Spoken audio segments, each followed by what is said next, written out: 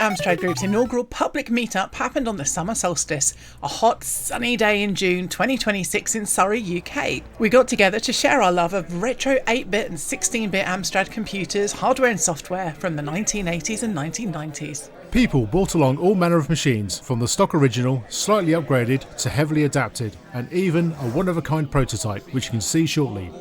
There was also a mini Alan Sugar, but we aren't sure if we were hired or fired. There were a variety of activities, including Novabug's game competition, Bugs Quest 2. As part of joining in on the high score competition, Novabug was raising money for the Macmillan Cancer Charity. Addy Sneaker Freak, also known as Steve, won an exclusive one-of-a-kind Bugs Quest 2 mug, certificate and bragging rights. Equalizer, also known as Rob Scott, brought along his 6128++. It includes RGB to HDMI, an external Gotek display, yes, that's Sonic the Hedgehog you can see, and it's as good as it looks. The CPC 6128 has a built-in Gotek with a low-profile roller selector.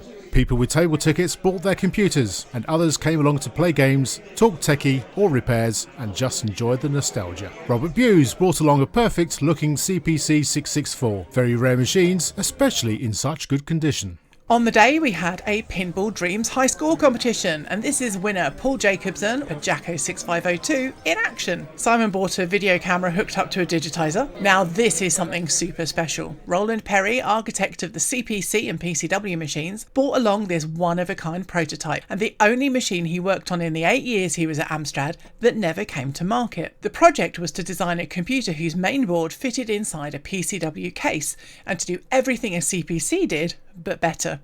Find out more from Roland in Retronauts video of the day. I bought myself a new old Amstrad again because my original one from '86 doesn't work. But now, thanks to Novabug, so they called out for that, I've got an Amstrad again, and I'm literally playing games on it now. So yeah, very, very pleased, and yeah, looking forward to the next one. If you're into the development stuff, then there was a corner just for you. The group chatted about a CPC-specific logic analyzer, and a few people had a look at Teach Yourself Computer Graphics book, which provides algorithms in a Pascal-like pseudocode. Just like sales of the CPC back in the day, the Amstrad scene is strong in mainland Europe, and we were honoured to have with us the AUA from Spain. We all had great conversations with them. And we know that all this reminiscing of the past and enjoying the now takes energy, so we have plenty of snacks and cold drinks to get us through a hot day. I thought I'd come along and see a lot of old kit, which I have done, but obviously it's the people. People are lovely, really passionate, but I quite like seeing, I know people won't like this, but I like seeing the stuff that's been modded. So taking that old kit and just modifying it slightly. I must admit I didn't know a lot about the 464. I went from a ZX81 to a Commodore 64 and then straight to a PC.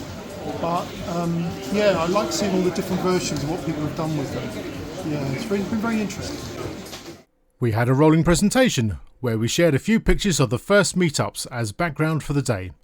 UKAG started out in the kitchen and living room of myself and Joe. It was just a few friends local to the southeast getting together. We also had a few older pics too.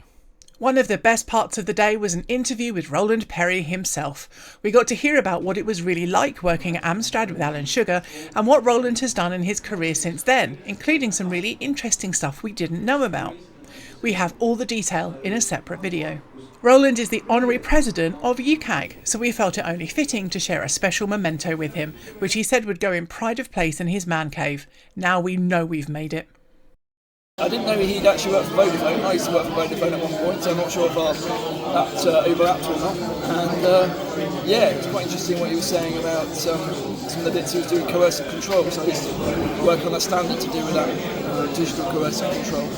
And something a bit new for the retro scene was our very own Joe Cook, who talked about writing for Amstrad Action under the name Angela Cook. You can see that presentation in another video too. Now what on earth is going on here? Has our Simon finally lost the plot? Nah, he's capturing images of some of the people at the event on his trusty CPC 6128. And what we have on is a Rombo Vidi CPC digitizer, which is in turn hooked up to another piece of equipment from around 1984, which is a television studio complete in one box. as used by Marty McFly and Doc Brown in Back to the Future. So you can't get more retro than that. So we're inviting people over. We're going to really grab their picture, and then after the show we'll put it all into a slideshow presentation and release the BSK on our website. Simon also brought along his CPC Mini, 3D printed and soldered together as a labour of love. It even has a mini monitor. At UKAG we made some of our own trophies to give out to the high score and machine of the meet winners, and had some mugs for sale to share the Amstrad love. So my Amstrad story is the first project I ever delivered was for Amstrad. We were selling presentation software. We went to meet them at Brentwood, and all they wanted to talk about was what the presentation was going to contain, what it looked like. And we didn't quite know why, and then we realised they didn't want to buy the software, they wanted to buy the product. So that was our first job. It was a really painful job. There were files created at 2 o'clock in the morning, but we eventually ended up with a product that ran on the PC 1512 in Dixon's and independent computer stores, and spent the whole day playing on the computer screen and just selling the Amstrad 1512, telling you why you should buy it. So that's how my career started. Being played on the day are newest CPC 464 games, The Dark Knight, Shadow of Madness, and Alien, The Xenomorph. Yes, cassettes in 2026. With the latter, you get to play as the alien, which makes a change. Both games are an absolute treat to play. I'm meeting fellow enthusiasts in the Amstrad area, I think, trying out some new games as well. Trying desperately hard to get a high score on Bugs Quest 2. I failed miserably to beat the 1,278, I think I got 292. Speaking of bugs, Novabug did an amazing job live streaming most of the day.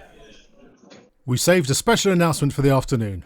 This is Alex Hunt, who runs the Video Games Expo events, bringing the gaming community together through retro, indie and a future focus. CPC legend Roland Perry is at the next event in Nottingham on the 18th of July 2026, as is Gary Bracey from Ocean and Zypho with a CPC tournament. And yes, we are teaming up with VGE to bring UKAG meetups on the road, so you'll be able to visit us in Nottingham and more in the future. So that was our big first public meetup. The organising group are bowled over with the lovely feedback and desire for future events. Everyone involved was fabulous. Thank you so much. And to celebrate, we have a wonderful cake, of which I'm about to stab. Get in there. Hey!